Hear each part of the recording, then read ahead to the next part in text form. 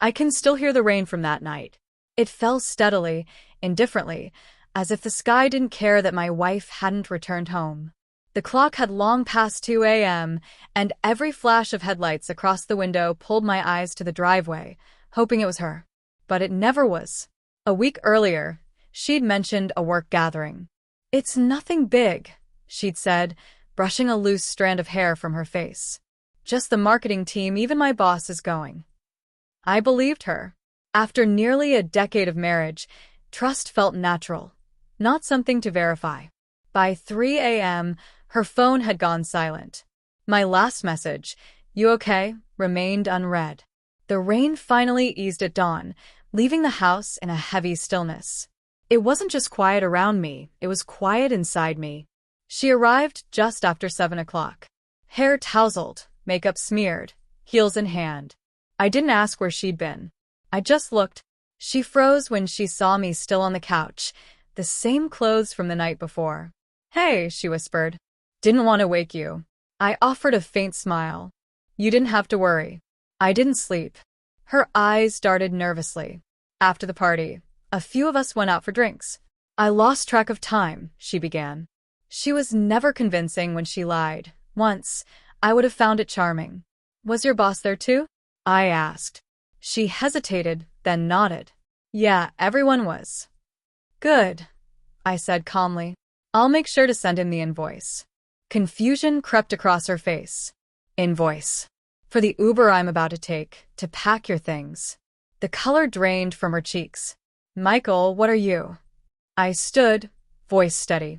"I don't do 3 a.m. mysteries. Not after 8 years. You walked out last night as my wife and returned as someone I don't recognize." Her lips trembled. "It's not what you think." "Then tell me what I should think." She opened her mouth, but no words came. Only that suffocating silence. I turned to the counter and poured the cold coffee I'd left hours ago. Bitter, fitting. "Please, can we talk?" she said. "Talk about what, Sarah? About disappearing all night? About turning off your phone? Or about the watch in your passenger seat?" Her hand flew to her mouth, as if she could stuff the truth back in. "Michael," she breathed. "I already called him," I said quietly. "Told him I found his Rolex." He didn't hesitate. Just said, "Thanks." Tears welled in her eyes, but I felt no pity, only exhaustion. Years of devotion, of belief in something mutual, vanished in one night. I set my mug down and gave her one last look. "You made your choices, Sarah. Now I'm making mine." She reached for me. "Please don't." "You already did," I said, sliding into my jacket and grabbing my keys. She collapsed on the floor, whispering my name like it could undo what she'd broken. The sunrise painted the sky gold, but I felt none of its warmth. Only clarity. I drove to my office, opened my laptop, and typed a single email, her name, her company, the night's events, photos attached. It wasn't revenge, it was closure. The moment I clicked send, the world didn't crumble. It just paused. By the time Sarah realized, it no longer mattered. Her first text came 20 minutes later.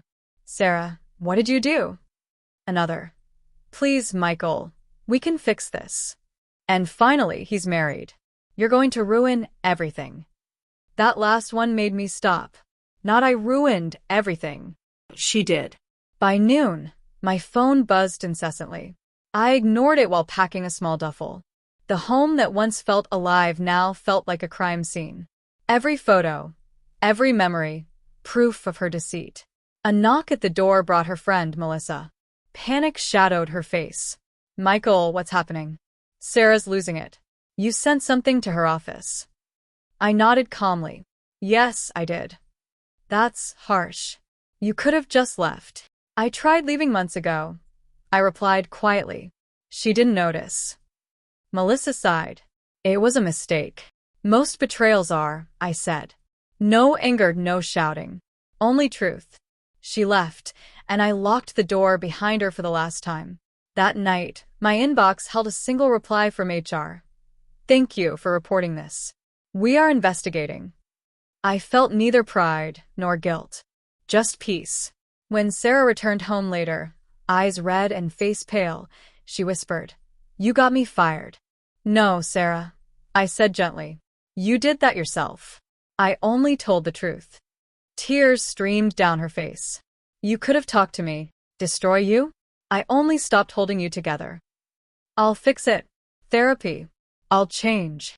I shook my head. "You can't fix something that ceased to exist last night." The silence afterward was no longer heavy, just final.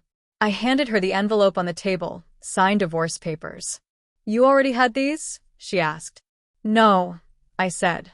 "Printed them this morning." I paused at the door. "You'll be okay, Sarah. Just not in my life anymore." Outside, the air was cleaner. I felt no breakage, only freedom.